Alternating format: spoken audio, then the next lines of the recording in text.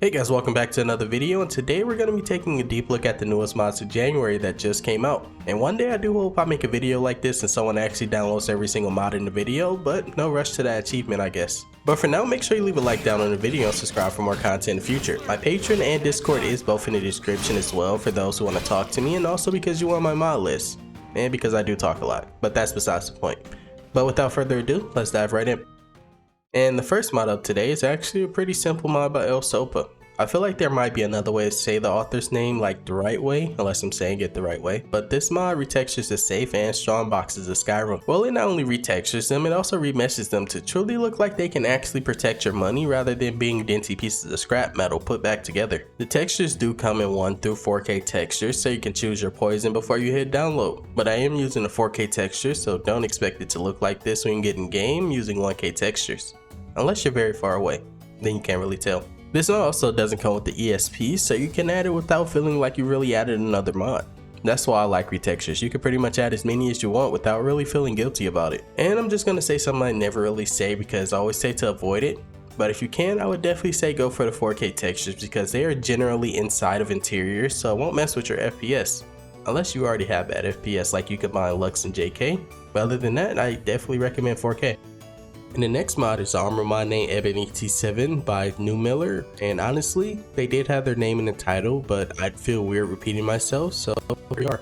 This mod adds a new female armor to your game that does require HCT SMP, but honestly anything that requires HCT is a plus in my book because that means that something is going to be moving when you get in game and it won't always just be your character's body. But instead, the cloth parts of the armors do move. But what I did notice based on this armor being nearing 100 megabytes but not quite being that, about 91, I can assume that this is not 4K textures, but maybe I am wrong here because this armor does look amazing up close and far away. It also features multiple color variations, not just the base color, which I believe is blue, which might also be my favorite because I think it's the base.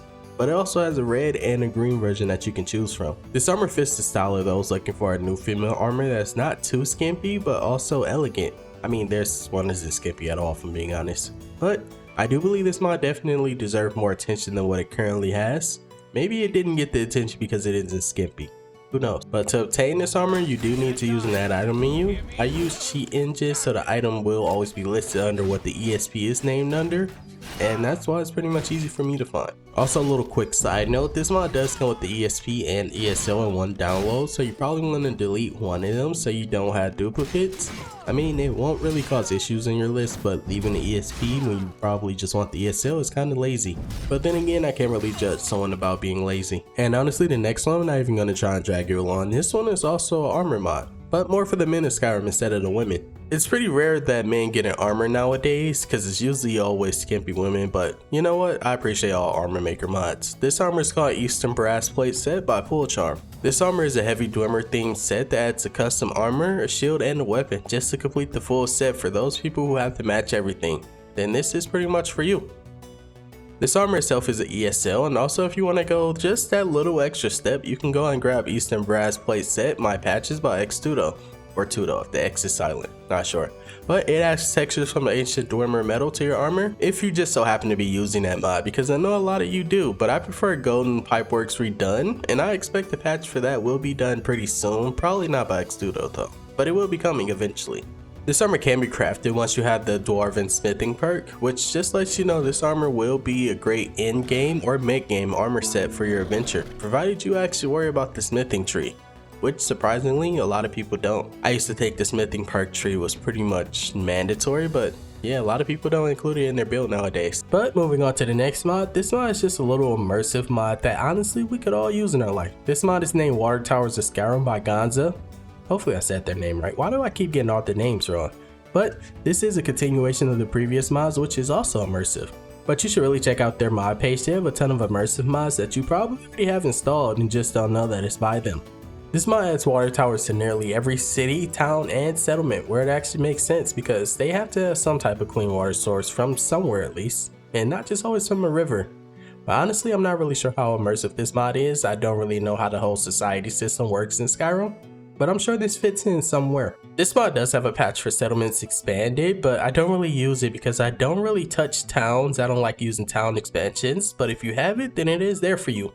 And based on the description, more towers are going to be added, including on top of buildings and maybe even EVG support. And since we just got climbable ladders, I can definitely see this being a new possibility. The next mod is one that's a little underrated in my opinion. This mod is called Spillage NG, and the NG just means it works on every version of Skyrim. Loot Spillage makes it so NPCs will actually drop their loot on death, similar to MMO games, so you can definitely get closer to that feeling of an MMO RPG feel, especially since people were aiming for that all of 2023. Each one of the drop pieces have a different color to indicate what type of item was actually dropped, like a weapon will show red, and the armor will glow purple. The one thing to be wary about though is on drop enemies might be naked, so if you have an NSFW list, you might want to get some type of underwear, which is actually a mod by WSkeever if you don't have it already. But the good part about that is also that in the innies, before you even launch the game, you can disable dropping armor, so they won't be naked unless you make them. This mod is very compatible as well. There is no reported incompatibilities or pretty much bug report. So far I will say, because there are over 100,000 mods on Nexus for Skyrim. I'm sure there's something out there that will be incompatible. But the only advice Monitor gives is to be a little extra work for Hunterborn so pelts don't just fall off animals. The next mod up is another underrated mod. I honestly feel like I should turn this into a hidden gem video, but this mod is called Alduin's Champion by Enroids. This mod is a boss mod made specifically for when you fight Alduin, but you can find it before then or after then, depending on how fast you want to die. The way that this mod works is it has a very overpowered boss to your game, one that's actually much stronger than Alduin himself. And if I'm being honest, this boss can be fought at any point in the story, but I definitely don't recommend it until you get to near end game, because if you have access to the throne of the world, you can fight this, but you will die. This boss was only at level 150 when I fought it, but I assume it would go up depending on my level. But I could barely do any damage against it either way, but then again I was on legendary. And I did have 1000 health and I was dying in seconds, but then again it was legendary. But the best part is that you can fight this boss multiple times if you want to subject yourself to that type of torture, because each time that you kill it, it will respawn if you choose to respawn it. Oh, and as a quick little side note, if you have this mod installed, Alduin will summon this guy at least once in both boss fights. Just gotta put that out there. So even if you feel like Alduin is the easy fight, this guy would definitely change your opinion.